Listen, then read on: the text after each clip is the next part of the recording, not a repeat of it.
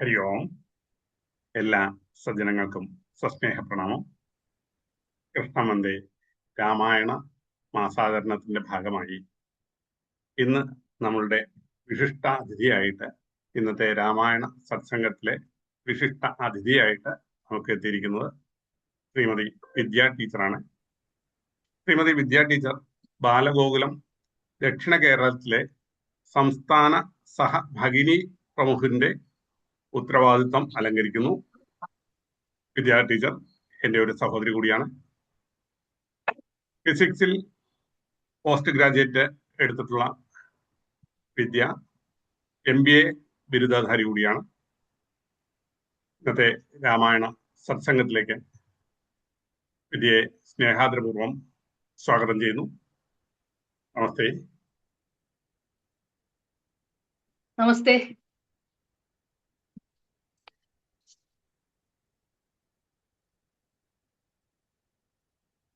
ആരംഭിക്കാം. വന്ദന ശ്ലോകങ്ങളോടുകൂടി ആരംഭിക്കാം.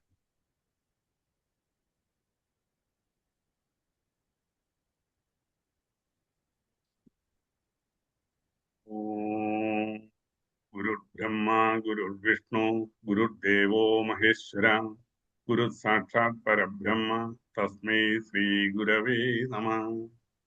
ഓം സഹനാഭവതോ സഹനൗ ഭുനക്തോ സഹ വീര്യം കരവാവഹൈ തേജസ്വിനാവധീതമസ്തു മാ വിദ്വിഷാവഹൈ.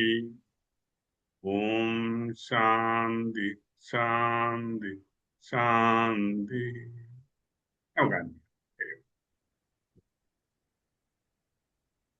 എല്ലാവർക്കും നമസ്തേ.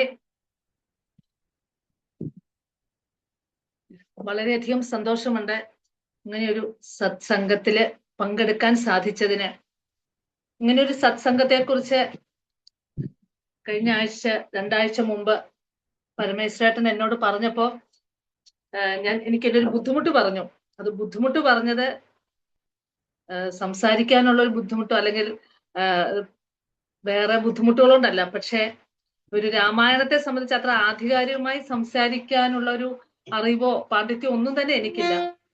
ഞാൻ ആകെ ചെയ്തിട്ടുള്ളത് ഈ പറഞ്ഞ പോലെ, പരമേശ്വരൻ നേരത്തെ പറഞ്ഞ പോലെ, ബാലഗോകുലം എന്ന കുട്ടികളുടെ സംഘടനയില് ഇതുമായിട്ട് ബന്ധപ്പെട്ട് പ്രവർത്തനങ്ങൾ ചെയ്തിട്ടുണ്ട്. സംഘടനാ പ്രവർത്തനങ്ങൾ ചെയ്ത പരിചയമാണ് എനിക്കുള്ളത്.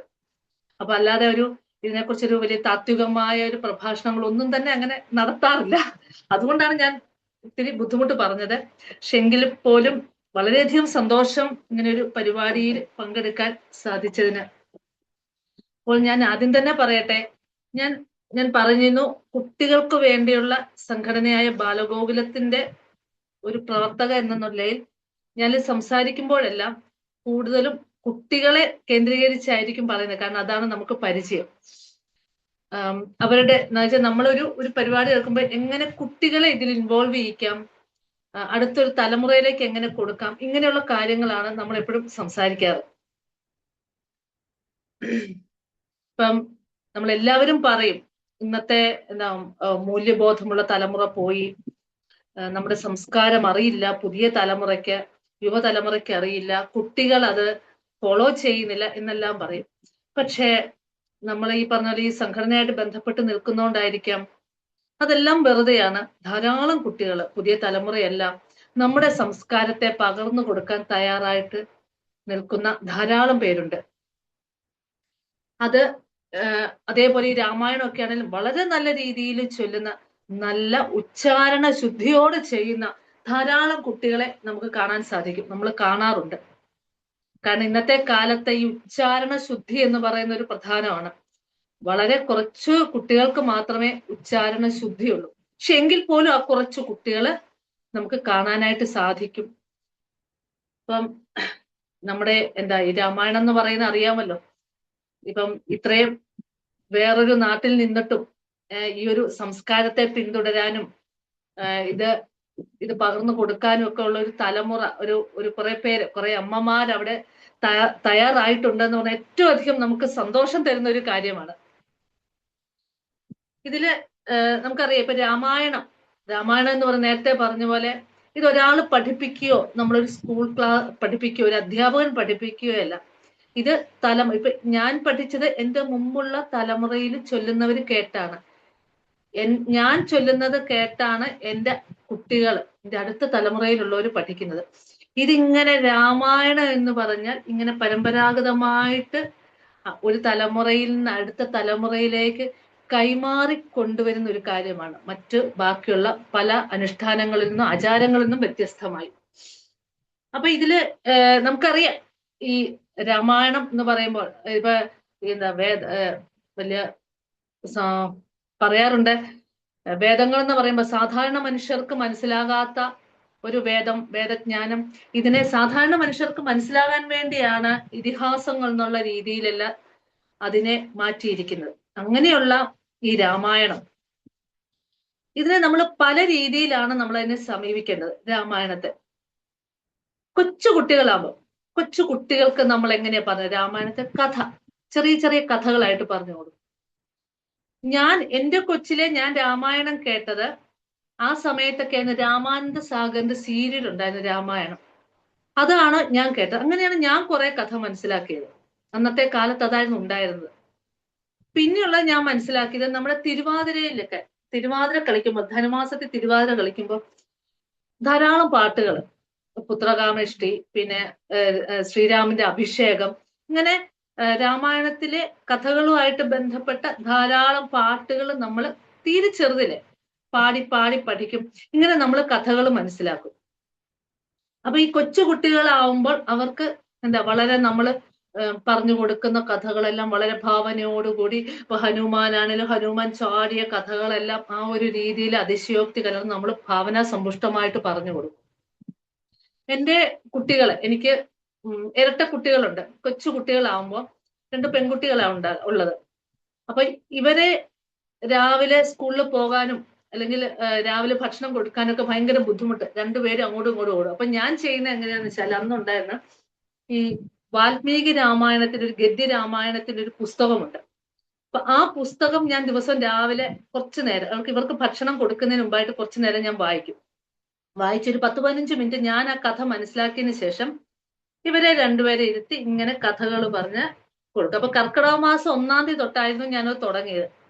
അപ്പൊ ദിവസം ഓരോ ഉരുള കൊടുക്കുമ്പോഴും ഇങ്ങനെ കഥകൾ പറയും.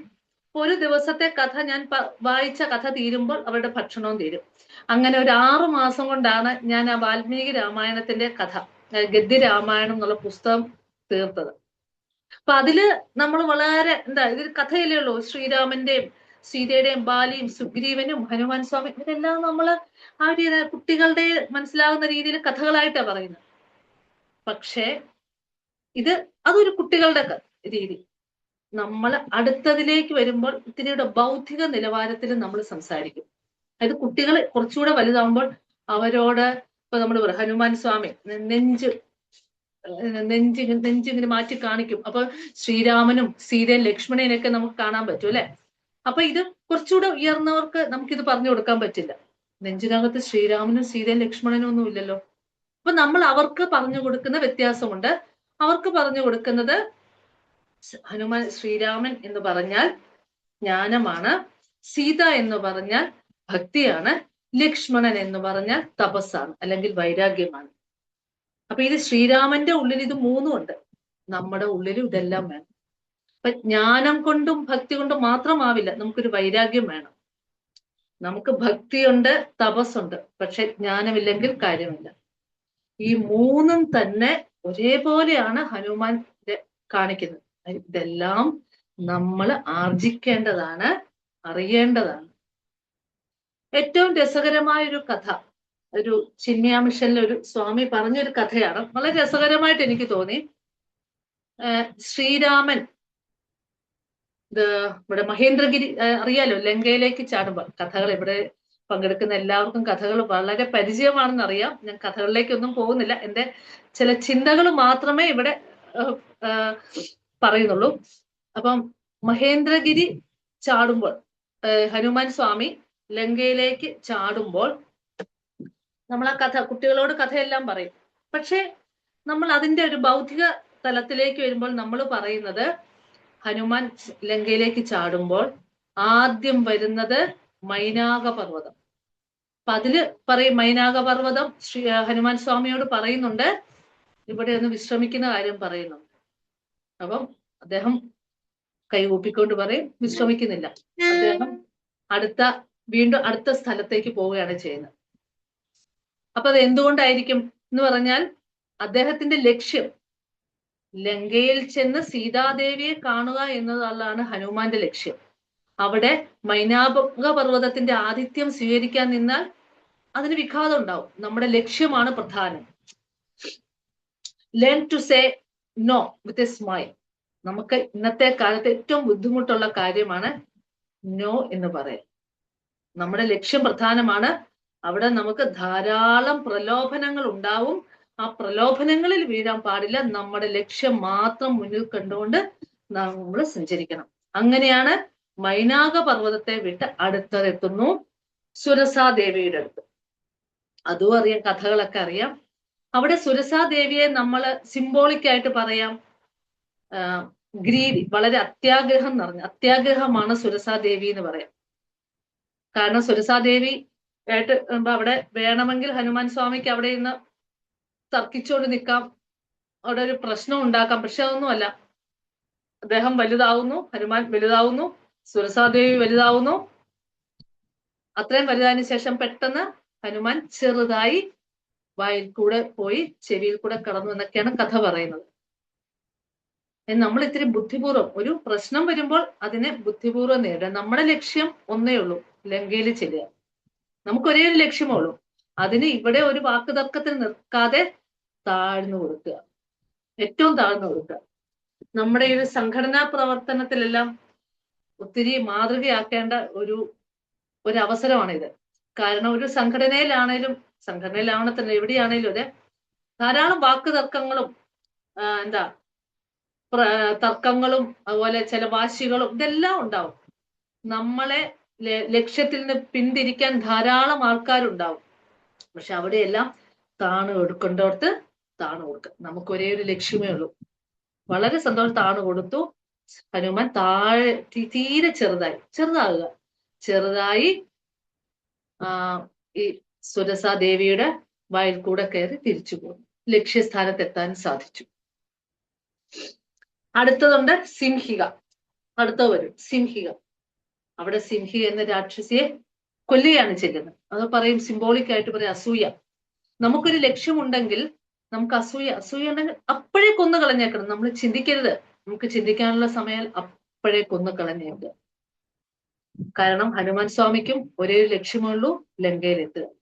അവിടെ സിംഹിയെ കൊന്നു കളഞ്ഞേ പറ്റൂ. അപ്പൊ അസൂയ എന്ന ആ സിംഹിയെ കൊന്നതിന് ശേഷമാണ് ലങ്കയിലേക്ക് ചാടുന്നത്. അപ്പൊ ഇങ്ങനെ ധാരാളം കഥകൾ നമ്മുടെ ഈ ആധ്യാത്മിക ജീവിതത്തെ ഒളിപ്പിച്ചു വെക്കുന്ന ധാരാളം കഥകള് നമുക്ക് രാമായണത്തിൽ കാണാൻ സാധിക്കും. അതേപോലെ ആണ് നമ്മുടെ സുമിത്രാദേവിയുടെ ഒരു കഥ. എല്ലാവർക്കും അറിയാം.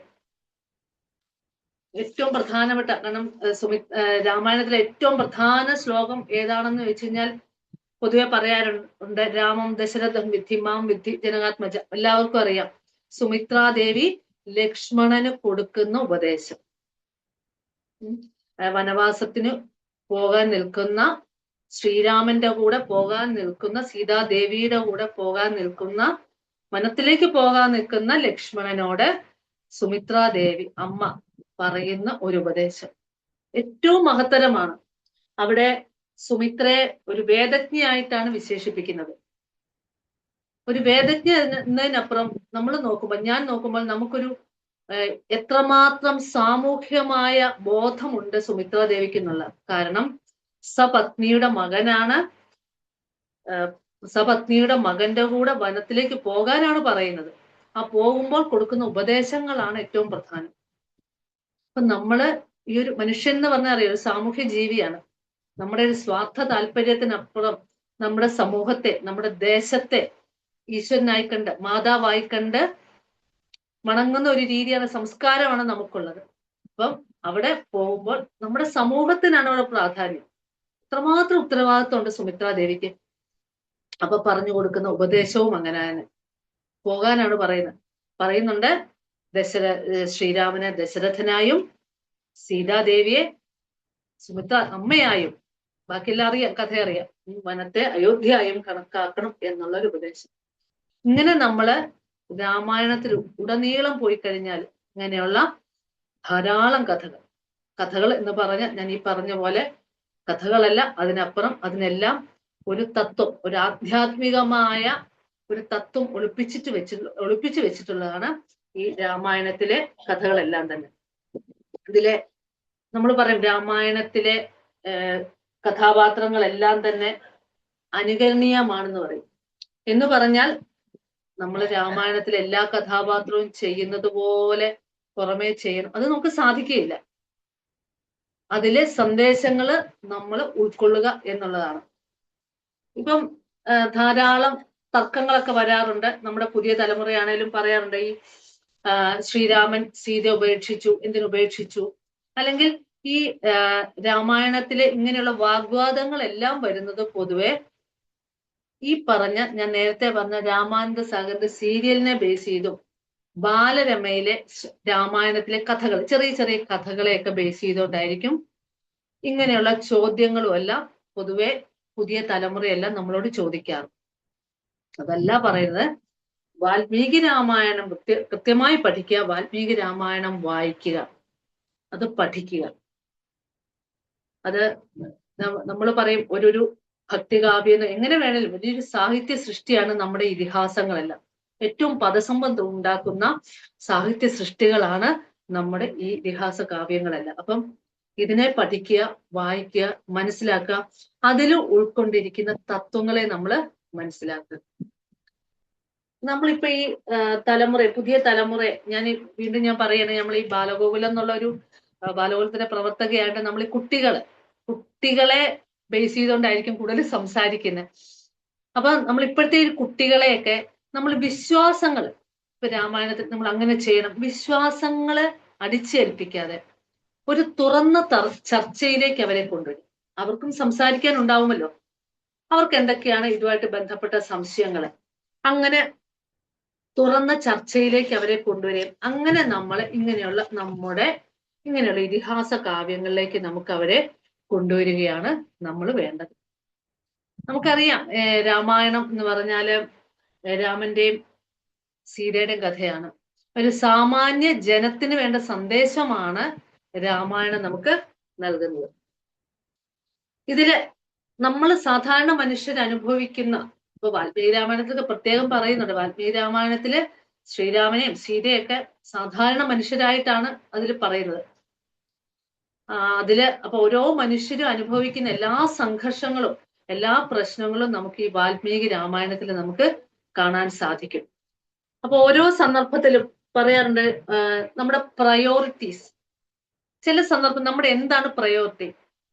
രാമൻ എന്ന രാജാവും രാമൻ എന്ന ഭർത്താവും, ഇത് തമ്മിലുള്ള ഒരു കോൺട്രഡിക്ഷൻ ആണല്ലോ കഥ പറയുന്നത്. രാമൻ എന്ന രാജാവും ശ്രീരാമൻ എന്ന ഭർത്താവും. അപ്പൊ ഇവിടെ ഇതിലേതാണ് നമ്മൾ പ്രയോറിറ്റി കൊടുക്കേണ്ടത്? രാമൻ എന്ന ഭർത്താവിനാണോ രാമൻ എന്ന രാജാവിനാണോ? അതാണ് പൊതുവെ ചർച്ചകളിലൊക്കെ പറയാറ്. ശ്രീരാമൻ സീതയെ ഉപേക്ഷിച്ചു എന്ന് പറയാറുണ്ട് അല്ലെ. സീസറിന്റെ ഭാര്യ സംശയാതീതി ആയിരിക്കണം എന്ന് നമ്മുടെ ഷേക്സ്പിയറിന്റെ ജൂലിയസ് സീസർ എന്ന നാടകത്തിലുണ്ട്. ഇത് കാലത്തിന് അതീതമായ ഒരു കൺസെപ്റ്റാണ്. ഒരു ഭരണാധികാരി ആവുമ്പോൾ നമ്മുടെ ഈ കുറ്റമറ്റതാവണം. ഭരണാധികാരിക്ക് ഒത്തിരി ലിമിറ്റേഷൻസ് ഉണ്ട്. അത് നമുക്കിപ്പൊ തന്നെ നമുക്ക് കാണാൻ സാധിക്കും. നമ്മുടെ സാധാരണ ജനത്തിൽ നിന്ന് മാറി ഒരു ഭരണാധികാരി ആകുമ്പോൾ നമ്മുടെ പല മന്ത്രിമാരും, ഈവൻ ഇന്ന് തന്നെ നമ്മൾ ടി വിയിലൊക്കെ കാണാം, നമ്മുടെ മുഖ്യമന്ത്രി ആയിരിക്കുമ്പോൾ അദ്ദേഹത്തിന് നേരെ ചില പത്രക്കാർ ചോദിക്കുന്ന ചോദ്യങ്ങളും ഒക്കെ, അതായത് വെള്ളം ഇത്രയും പൊങ്ങിയിരിക്കുമ്പോൾ എന്തുകൊണ്ട് ഇത് വിരുന്നിൽ പങ്കെടുത്തു എന്നുള്ളത്. അപ്പം നമ്മളൊരു ഭരണാധികാരി ആയിരിക്കുമ്പോൾ നമുക്ക് ലിമിറ്റേഷൻസ് ഉണ്ട്. ഇത് കാലാതീതമാണ്. അതാ ഞാൻ പറഞ്ഞത്, ഷേക്സ്പിയറിന്റെ ആ നാടകത്തിലും അതുണ്ട്, ഇതെന്നും ഉള്ളതാണ്. അപ്പൊ നമുക്ക് അതിൻ്റെതായ, അപ്പൊ ശ്രീരാമന് അത് തന്നെയാണ്, അതിൻ്റെതായ ലിമിറ്റേഷൻസ് ഉണ്ട്. പക്ഷെ ഒരിക്കലും നമ്മള് ഈ പറഞ്ഞ പോലെ ഇതിനകത്തെ കഥാപാത്രങ്ങളെ പോലെ ഒരിക്കലും നമുക്ക് ജീവിക്കാനായിട്ട് സാധ്യമല്ല. അവര് നൽകുന്ന സന്ദേശങ്ങൾ അനുസരിക്കാം, വേണ്ട കാര്യങ്ങൾ എടുക്കാം. നമ്മൾ പറയും ശക്തിയും ബുദ്ധിയും യുക്തി, ഈ മൂന്ന് കാര്യങ്ങൾ ഉപയോഗിച്ചാണ് നമ്മൾ ഇവയെല്ലാം, ഈ ഇതിഹാസങ്ങളെ ആണേലും പുരാണങ്ങളെ ആണേലും എല്ലാം നമ്മൾ വിലയിരുത്തുന്നത്. ശക്തി, ബുദ്ധി, യുക്തി. ശക്തിയുടെ കാര്യം നമുക്കറിയാം. നമ്മള് ഇപ്പം രാമായണത്തിൽ തന്നെ ശ്രീരാമൻ ശക്തി ഉപയോഗിച്ചാണ് സീതാദേവിയെ നേടുന്നത്, എല്ലാവർക്കും അറിയാം അല്ലെ? അപ്പം ശക്തിയും, അപ്പൊ ഇന്നത്തെ ഒരു തലമുറയോട് നമ്മൾ പറയുമ്പോൾ ഒരു കഥയാണെങ്കിലും ഈ മൂന്ന് കാര്യങ്ങളെ ബേസ് ചെയ്ത് ശക്തിയെയും ബുദ്ധിയെയും യുക്തിയെയും ഉപയോഗിച്ച് വേണം നമ്മൾ അതിനെ വിലയിരുത്താൻ, അതിനെ നോക്കി കാണുവാനും. നമുക്ക് ധാരാളം റോൾ മോഡൽസ് കാണാം. റോൾ മോഡൽ എന്ന് പറഞ്ഞാൽ പൂർണ്ണമായിട്ടും അനുകരിക്കാൻ പറ്റുന്നില്ല എങ്കിൽ പോലും ഇതിൽ ഇപ്പോ ഉദാഹരണത്തിന് ഞാൻ ഈ പറഞ്ഞ പ്രയോറിറ്റി, നമുക്ക് രണ്ട് കാര്യം, അപ്പൊ ശ്രീരാമൻ എന്ന രാജാവും ശ്രീരാമൻ എന്ന ഭരണാധികാരിയും വരുമ്പോൾ നമുക്ക് ഏതിനാണ് നമ്മൾ പ്രയോറിറ്റി കൊടുക്കേണ്ടത്? ഇത് നമ്മുടെ ജീവിതത്തിലുള്ളതാണ് അല്ലെ? ചിലപ്പോൾ നമ്മൾ ഒരു സ്ത്രീ ആണെങ്കിൽ അവർ അമ്മയാണ്, മകളാണ്, ഭാര്യയാണ്, പിന്നെ ഒരു മരുമകളാവാം, ഒരു ജോലിക്ക് പോകുമ്പോൾ അവിടുത്തെ ജോലിക്കാരിയാവും. അപ്പൊ ഇതിനെയെല്ലാം നമ്മൾ ഒരുമിച്ച് ഒരു പ്രശ്നം വരുമ്പോൾ ഇതിനേതാണ്, ഇതെല്ലാം നമ്മുടെ ഉത്തരവാദിത്തമാണ്, ഇതെല്ലാം നമ്മൾ നിർവഹിക്കണം. ഒരു സംഘടനാ പ്രവർത്തനത്തിൽ നമുക്ക് ഇങ്ങനെയുള്ള ധാരാളം ചോദ്യങ്ങൾ വരാറുണ്ട്.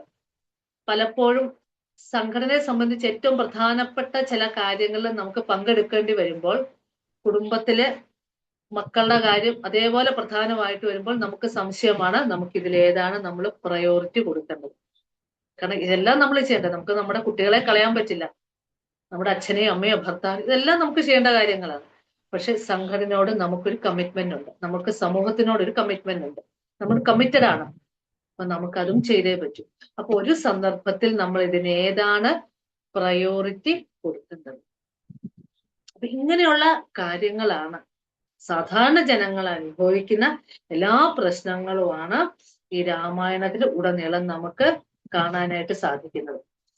ഈ നമുക്ക് സീതാദേവിയുടെ കാണാം, ഒരു പ്രതിസന്ധി ഘട്ടത്തില്, ഇത്രയും പ്രതിസന്ധി ഘട്ടത്തിൽ പോലും രണ്ടു മക്കളെ നല്ല രീതിയിൽ വളർത്തി സമൂഹത്തിന് കൊടുക്കുന്നു. നമുക്കിന്ന് കാണാം, ഒരു സാമ്പത്തിക പ്രശ്നം വന്നു കഴിഞ്ഞാൽ തന്നെ അപ്പോഴേ ആത്മഹത്യ ചെയ്യുന്ന, അതായത് കഴിഞ്ഞ ദിവസം ഞാൻ കണ്ടു, ഭർത്താവ് 3 പെൺകുട്ടികളും ഉള്ള ഒരു അമ്മ, ഇളയ കുട്ടിക്ക് 1.5 വയസ്സ്, നമുക്ക് അടുത്തറിയാവുന്ന ഒരാളാണ്, സാമ്പത്തിക പ്രതിസന്ധിയാണ്, ആത്മഹത്യ ചെയ്തു. ഇനി ആ ഒരു 3 കുട്ടികള്, ഭർത്താവ്, അവർക്ക് അച്ഛനുണ്ടാകാം, അമ്മയുണ്ടാകാം. അപ്പൊ നമ്മൾ പ്രതിസന്ധികളിൽ തളരാതെ, പ്രലോഭനങ്ങളിൽ, അതേപോലെയാണ് പ്രലോഭനങ്ങളിൽ ചെറിയൊരു പ്രലോഭനം മതി. ആ സ്വർണ്ണമാനിനെ കണ്ട ഒരു പ്രലോഭനത്തിൽ നിന്നാണ് പ്രശ്നങ്ങൾ തുടങ്ങുന്നത്. സീതാദേവിക്ക് ഒരു പ്രലോഭനം ഉണ്ടായത് അല്ലെ? നമ്മുടെ ജീവിതത്തിൽ ഇങ്ങനെ ഫോണിൽ കൂടെ, സ്മാർട്ട് ഫോണിൽ കൂടെ പ്രലോഭനങ്ങൾ വന്നുകൊണ്ടേയിരിക്കുകയാണ്. ഇതിൽ പ്രലോഭനങ്ങളിൽ തളരാതെ, പ്രലോഭനങ്ങളിൽ പെടാതെ, പ്രതിസന്ധികളിൽ തളരാതെ നമ്മൾ എങ്ങനെ മുമ്പോട്ട് കൊണ്ടുപോകും, ഇതാണ് നമ്മളെ രാമായണം പഠിപ്പിക്കുന്നത്. അപ്പൊ ഞാൻ നേരത്തെ പറഞ്ഞു 3 തരത്തില് നമ്മൾ രാമായണത്തെ സമീപിക്കാം. ഒന്ന്, കുട്ടികൾക്ക് കഥ പറ, കുട്ടികളാകുമ്പോൾ കൊച്ചു കഥകൾ. രണ്ടാമത്തത് കുറച്ചുകൂടെ ഉയർന്നതാകുമ്പോൾ ഒരു ബൗദ്ധിക നിലവാരത്തിൽ അതിന് സിംബോളിക്കായിട്ട് അതിന്റെ തത്വങ്ങൾ പറഞ്ഞു കൊടുക്കും. പിന്നെയുണ്ട് നേരെ ഉപദേശങ്ങൾ. അതും നമുക്കറിയാം, രാമായണത്തിലെ ലക്ഷ്മണ ഉപദേശമൊക്കെ വളരെ പ്രശസ്തമാണ്. ലക്ഷ്മണന് ശ്രീരാമൻ കൊടുക്കുന്ന ഉപദേശം വളരെ പ്രശസ്തമാണ്. അപ്പൊ ഡയറക്റ്റ് ഉപദേശങ്ങളാണ്. അതേപോലെ ഭരതന് ലക്ഷ്മണ ഉപദേശം പോലെ തന്നെ ഏറ്റവും പ്രധാനമുള്ളതാണ് ഭരതന് ശ്രീരാമൻ കൊടുക്കുന്നത്. അതായത് വനവാസത്തിന് വന്ന് ശ്രീരാമനെ കാണാൻ ഭരതൻ വരുമ്പോൾ ഭരതന് ശ്രീരാമൻ കൊടുക്കുന്ന കുറെ കാര്യങ്ങളുണ്ട്. വളരെ നമ്മുടെ ജീവിതത്തിൽ എല്ലാം നമുക്ക് വേണ്ട കാര്യങ്ങളാണ് ശ്രീരാമൻ കൊടുക്കുന്നത്. അതിൽ ഒന്നാമത്തെ പറയും, വിശ്വാസമില്ലായ്മ ഉണ്ടാവരുത്. നമുക്ക് നമ്മളെ വിശ്വാസം ഉണ്ടാവണം, നമ്മുടെ മൂല്യങ്ങളിൽ വിശ്വാസം ഉണ്ടാവണം, നമ്മുടെ കൂടെയുള്ളവരെ വിശ്വസിക്കും. എല്ലാവരും അവിശ്വസിച്ചുകൊണ്ട് നമുക്ക് ഒരിക്കലും ഭരണം സാധ്യമല്ല, ജീവിതം സാധ്യം. നമുക്ക് വിശ്വസിക്കണം, വിശ്വസിച്ചേ പറ്റൂ. അതേ പറയും, ആർത്തി കൊണ്ട് കള്ളം പറയും, ആർത്തിക്ക് വേണ്ടി കള്ളം പറയണം എന്നല്ല പറഞ്ഞ, എങ്കിൽ പോലും നമുക്ക് ധനത്തിനോടുള്ള ആർത്തി കാരണം അതിനുവേണ്ടി നമ്മൾ കള്ളം പറയാൻ പാടില്ല. അതേപോലെ പറയും, ക്രോധം ഉണ്ടാവരുത്. ക്രോധം. എല്ലാവർക്കും അറിയാം, എല്ലാവർക്കും അറിയാം അത് പാടില്ല, പക്ഷെ എല്ലാവർക്കും ഉണ്ട്. അത് ഉണ്ടാവരുത് എന്നാണ് നമ്മുടെ ശ്രീരാമസ്വാമി ഭരതന് ഉപദേശിക്കുന്നത്. ഇതെല്ലാം നമുക്കൂടി ഉള്ളതാണ്. അതേപോലെ ഡ്യൂട്ടിയിൽ നമ്മൾ ചെയ്യുന്ന കർമ്മത്തിൽ ഒരു തരത്തിലും വീഴ്ച ഉണ്ടാവരുത്. ഇതൊക്കെ നമ്മളോട് കൂടിയാണ്. ഏത് പ്രശ്നമാണേലും നമ്മൾ ചെയ്യുന്ന കർമ്മത്തിൽ ഒരു തരത്തിലും വീഴ്ചയുണ്ട്. ദെൻ പ്രൊക്രാസ്റ്റിനേഷൻ, വെച്ച് താമസിപ്പിക്കുക. നമ്മൾ ഇന്ന് ചെയ്യേണ്ട കാര്യങ്ങള് നാളത്തേക്കാക്കുക, മറ്റന്നാളത്തേക്ക് ഒരിക്കലും പാടില്ല. ഇന്ന് ചെയ്യേണ്ട കാര്യങ്ങൾ നമ്മൾ ഇന്ന് തന്നെ ചെയ്യണം, വെച്ചു താമസിപ്പിക്കരുത്. അതേപോലെ വിവേകികളിൽ നിന്ന് ഓടിപ്പോകരുത്. നമുക്ക് എവിടെയാണോ പൊതുവെ നമ്മുടെ മനുഷ്യന് ഈഗോ ഉള്ള കാരണം നമ്മളെക്കാളും അറിവും ജ്ഞാനം ഉള്ളവരുടെ അടുത്ത് നമ്മൾ മാറിപ്പോകാൻ ഒരു ടെൻഡൻസി ഉണ്ടാവും. പാടില്ല. നമ്മൾ അവരുടെ കൂടെ തന്നെ നിന്ന് അവരിൽ നിന്ന് വേണ്ട ജ്ഞാനം സ്വായത്തമാക്കണം. ആലസ്യം, മടി ഉണ്ടാവരുത്. ഇതൊക്കെ നമുക്കറിയാവുന്ന കാര്യം തന്നെയാണ്. അതേപോലെ ഇന്ദ്രിയങ്ങളുടെ അടിമയാവാതിരിക്കുക. പിന്നെ ഒറ്റ ബുദ്ധിയിൽ കാര്യങ്ങൾ ചെയ്യും, അത് പ്രധാനമാണ്. നമ്മൾ പലപ്പോഴും നമ്മുടേതായ ഒരു പ്രശ്നം വരുമ്പോൾ നമുക്കത് കൈകാര്യം ചെയ്യാം എന്ന് പറഞ്ഞ് നമ്മൾ വേറെ ആരോടും ഡിസ്കസ് ചെയ്യാതെ നമ്മൾ തന്നെ, ഒരിക്കലും പാടില്ല, ഒറ്റ ബുദ്ധിയിൽ ഒരിക്കലും. അതിനാണ് പണ്ട് നമുക്ക് തന്നെ അറിയാം, കഥകളിലും എല്ലാം ഉണ്ട്, രാജാക്കന്മാരെയൊക്കെ ഉപദേശിക്കുവാനായിട്ടൊക്കെ മഹർഷിമാരും മന്ത്രിമാരും ഒക്കെ ഉണ്ട് അല്ലെ. അപ്പം ഇതെന്തൊരു പ്രശ്നം വന്നാൽ അറിയാവുന്നവരെ വിളിച്ചിട്ടുണ്ടാവും. നമ്മുടെ മോദിജി അതെ, അദ്ദേഹത്തിന് ചുറ്റും വലിയൊരു വൃന്ദമുണ്ട്, എല്ലാ വിഷയങ്ങളെ കുറിച്ചും അറിയാവുന്ന വലിയൊരു കൂട്ടം കൂടെയുണ്ട്. അപ്പൊ നമ്മുടെ നമ്മുടെ മന്ത്രി ഒന്നും ആയില്ലെങ്കിൽ, നമ്മൾ സാധാരണ ആണ് ജീവിതത്തിലാണെങ്കിൽ പോലും എല്ലാ കാര്യത്തിനും നമ്മുടെ ബുദ്ധി കൊണ്ട് മാത്രം നമ്മൾ ഒരിക്കലും പാടില്ല. വേണ്ട കാര്യങ്ങൾ ചോദിക്കാനും ബാക്കിയുള്ളവരിൽ നിന്ന് ഉപദേശം കേൾക്കാനും നമ്മൾ തയ്യാറാവണം. തെറ്റായ ആൾക്കാരിൽ നിന്ന് ഉപദേശം സ്വീകരിക്കും. നമ്മൾ തിരിച്ചറിയണം തെറ്റേത് ശരിയേത്, തെറ്റായ ആൾക്കാരേത് ശരിയായ ആൾക്കാരേതെന്ന് നമുക്ക് തിരിച്ചറിയാൻ സാധിക്കണം. അതേപോലെ രഹസ്യത്തെ സൂക്ഷിക്കാനുള്ള ഒരു കഴിവുണ്ടാകും. നമ്മള് ഏറ്റവും പ്രധാനമായിട്ട് നമ്മൾ ഈ ഇപ്പോഴൊക്കെ കാണുന്നതാണ്, ഈ നമ്മൾ ജപിക്കുന്നു, അല്ലെങ്കിൽ നമ്മള് ഇപ്പൊ രാമായണം ചൊല്ലുന്നു. ഞാൻ രാമായണം ചൊല്ലി ഞാൻ ഭാഗവതം അറിയാം, അല്ലെങ്കിൽ നമുക്ക് സഹസ്രനാമങ്ങളെല്ലാം അറിയാം. വിഷ്ണു സഹസ്രനാമം ദിവസം ചൊല്ലാറുണ്ട്, ദിവസം ലളിതാ സഹസ്രനാമം ചൊല്ലും, ശിവസഹസ്രനാമം ചൊല്ലും. ഇതൊന്നും നമ്മള് പറഞ്ഞു നടക്കേണ്ടതല്ല, ഇത് നമ്മുടെ സാധനയാണ്. ഇത് നമ്മൾ സൂക്ഷിച്ചാൽ മതി. നമ്മുടെ ഉള്ളിൽ വളരെ നല്ല കാര്യം, നമ്മുടെ ഉള്ളില് സൂക്ഷിച്ചാൽ മതി. നല്ലതിനെ ഓർത്തുകൊണ്ട് കാര്യങ്ങൾ തുടങ്ങും. നമ്മളൊരു കാര്യം പുതുതായിട്ട് തുടങ്ങുമ്പോൾ മംഗളമായിട്ട് തുടങ്ങും. വില കൊടുക്കേണ്ടതിന് മാത്രം വില കൊടുക്കും. ഏറ്റവും പ്രധാന കാര്യം അല്ലെ. എല്ലാവരുടെ മുമ്പിലും നമ്മൾ എഴുന്നേൽക്ക് നിൽക്കേണ്ടതില്ല. എഴുന്നേൽക്ക് നിൽക്കേണ്ടവരുടെ മുമ്പിൽ മാത്രം നമ്മൾ നിൽക്കുക. എല്ലാവരുടെ മുമ്പിൽ നിൽക്കണ്ട. നമ്മൾ തിരിച്ചറിയണം ആരുടെ മുമ്പിൽ എഴുന്നേൽക്കണം, ആരുടെ മുമ്പിൽ ഇരിക്കണം എന്നുള്ള കാര്യങ്ങളെ കുറിച്ച് നമുക്ക് തിരിച്ചറിയണം. അപ്പൊ ഇങ്ങനെയുള്ള കാര്യങ്ങളാണ് ഭരതന് ശ്രീരാമൻ ഉപദേശിച്ചു കൊടുക്കുന്നത്. അപ്പൊ ഇതെല്ലാം നമുക്ക് പ്രായോഗികമായിട്ട് സ്വീകരിക്കേണ്ടതാണ്. ഞാൻ നേരത്തെ പറഞ്ഞു, നമ്മൾ ഈ ബാലഗോകുലമായിട്ട് ബന്ധപ്പെട്ട് കുട്ടികൾക്ക് വേണ്ടിയുള്ള സംഘടനയിൽ നമ്മൾ പ്രവർത്തിക്കുമ്പോൾ നമുക്ക് ഇതുമായിട്ട് ബന്ധപ്പെട്ട ധാരാളം അനുഭവങ്ങൾ ഉണ്ടായിട്ടുണ്ട്. ഞാൻ നേരത്തെ പറഞ്ഞു, ഇതുപോലെ എന്നോട് പറഞ്ഞപ്പോഴും ഞാൻ ഇതുപോലെ രാമായണത്തെക്കുറിച്ച് പ്രഭാഷണങ്ങളൊന്നും നടത്താൻ പോകാറില്ല, സംസാരിക്കാറുമില്ല. പക്ഷെ അതിനേക്കാൾ ഉപരി പ്രവർത്തനങ്ങൾ കുറെ ചെയ്തിട്ടുണ്ട്.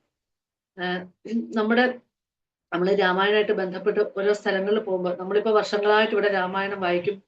പക്ഷെ നമ്മൾ സംസാരിക്കുമ്പോഴാണ് പല വീടുകളിലും നമ്മൾ ചെല്ലുമ്പോൾ രാമായണം എന്ന് കേട്ടിട്ട് മാത്രമുള്ള, രാമായണം ഇതിൽ കണ്ടിട്ടില്ലാത്ത, രാമായണം ഒരു വരി പോലും കേൾക്കാത്ത ധാരാളം ഹിന്ദു കുടുംബങ്ങൾ നമ്മുടെ അടുത്തുണ്ടായിരുന്നു. നമുക്ക് അത്ഭുതമായിരുന്നു അത്. ഇപ്പൊ ഞാൻ ഇവിടെ നിന്ന് വർഷങ്ങളായിട്ട് രാമായണം വായിക്കുകയാണ്. പക്ഷെ എൻ്റെ അടുത്തൊരു വീട്ടില് രാമായണം കേട്ടിട്ടുള്ളൂ. അവര് പറഞ്ഞ പുസ്തകങ്ങൾ ഞാൻ വായിച്ചിട്ടുണ്ട് രാമായണം. അപ്പൊ ഞാൻ ഇത്രയും നാള് രാമായണം വായിക്കുന്നത് നല്ലതാണ്, എങ്കിലും അതുകൊണ്ട് മാത്രം കാര്യമില്ല എന്ന് നമ്മൾ മനസ്സിലായേണ്ട. നമ്മളൊരു സംഘടനയുടെ ഭാഗമായിട്ട് ഇങ്ങനെ ധാരാളം വീടുകളിൽ ചെന്നപ്പോഴാണ് മനസ്സിലാകുന്നത് രാമായണം ഇല്ല, കേട്ടിട്ടില്ല. നമ്മളപ്പം അവരുമായിട്ട് സംസാരിച്ച് നമ്മൾ അവർക്ക് രാമായണം വാങ്ങിച്ചു കൊടുത്തു.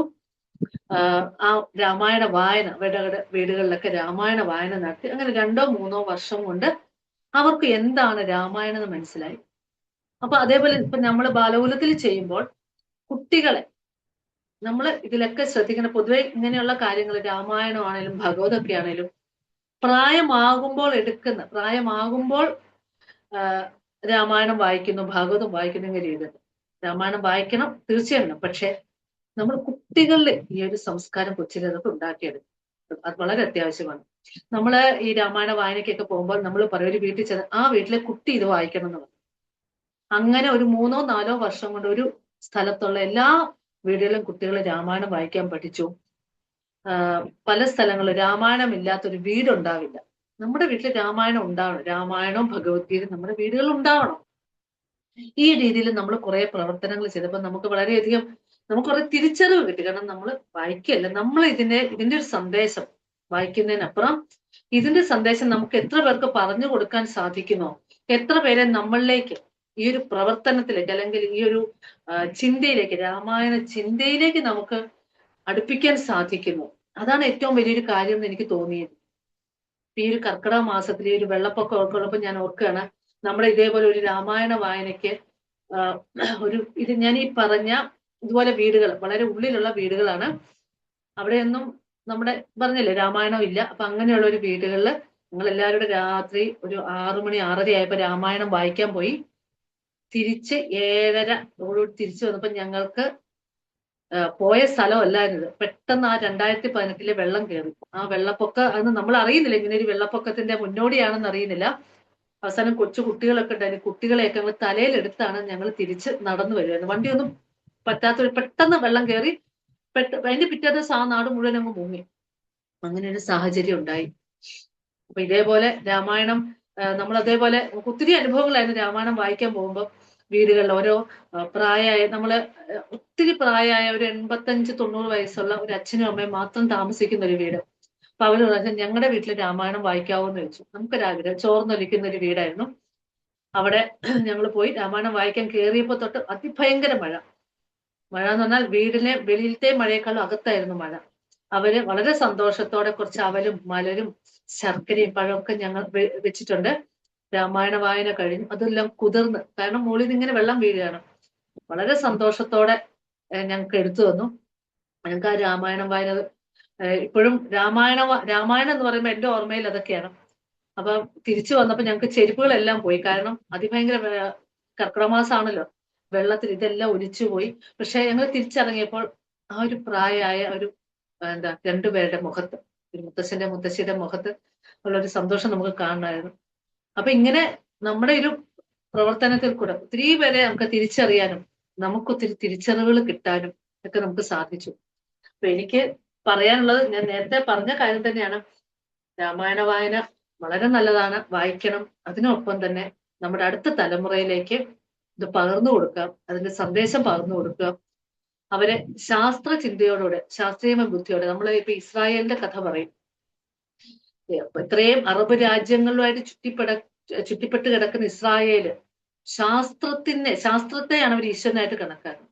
ആ ശാസ്ത്ര ബുദ്ധി കൊണ്ടാണ് അവർ ഇന്നും ജയിച്ചു നിർത്തുന്നത്. അപ്പം യുക്തിപരമായിട്ടും ശാസ്ത്ര ബുദ്ധിയോടുകൂടി ഇതിനെ എല്ലാം സമീപിക്കാൻ പറയുക നമ്മുടെ കുട്ടികളോടും അടുത്ത തലമുറയോടും. അവരാരും ഇതിനെ തള്ളിപ്പറയില്ല. നമ്മുടെ സംസ്കാരത്തെയും, ഇതൊന്നും പോയിട്ടില്ല, ഇപ്പോഴും ഉണ്ട്. സംസ്കാരത്തെ കുറച്ചുകൂടെ നമ്മൾ ബാക്കിയുള്ളവരിലേക്ക് എത്തിക്കാൻ ശ്രമിക്കുക. അതിന് ഇങ്ങനെയുള്ള സത്സംഗങ്ങൾ ഏറ്റവും അധികം പ്രയോജനം ചെയ്യും. വലിയ സന്തോഷമുണ്ട് ഇങ്ങനെ ഒരു പരിപാടിയിൽ വളരെ കുറച്ചു നേരം ആണേലും എനിക്ക് സംസാരിക്കാൻ സാധിച്ചതിന്. ഈ പറഞ്ഞ പോലെ നമ്മൾ നേരിട്ടുള്ള പരിപാടി നമുക്ക് എല്ലാവരെയും കാണാം. ഇതിൽ ആരൊക്കെയാന്ന് എനിക്ക് അറിയില്ല, എങ്കിലും വളരെയധികം സന്തോഷം. നന്ദി, നമസ്കാരം.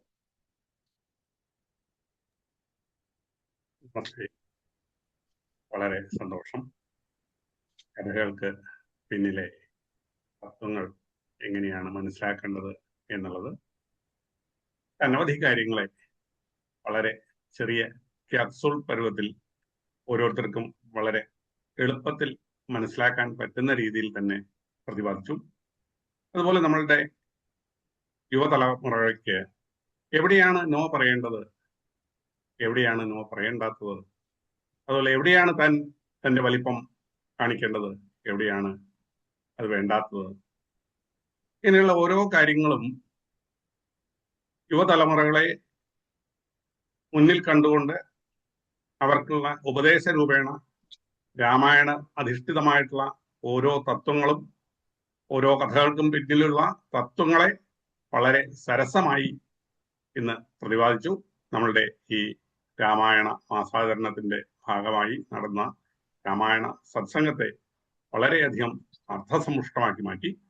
വളരെയധികം നന്ദി. നമസ്തേ. നമുക്കിന്നിവിടെ ഉപസംഹരിക്കാം. സർവേ സുഖിന സന്തു, സർവേ സന്തു നിരാമയാഃ, സർവേ ഭദ്രാണി പശ്യന്തു, മാ കശ്ചിത് ദുഃഖഭാഗ് ഭവേത്. ലോകാഃ സമസ്താഃ സുഖിനോ ഭവന്തു. ഹരി ഓം. ശ്രീ ഗുരുഭ്യോ നമഃ.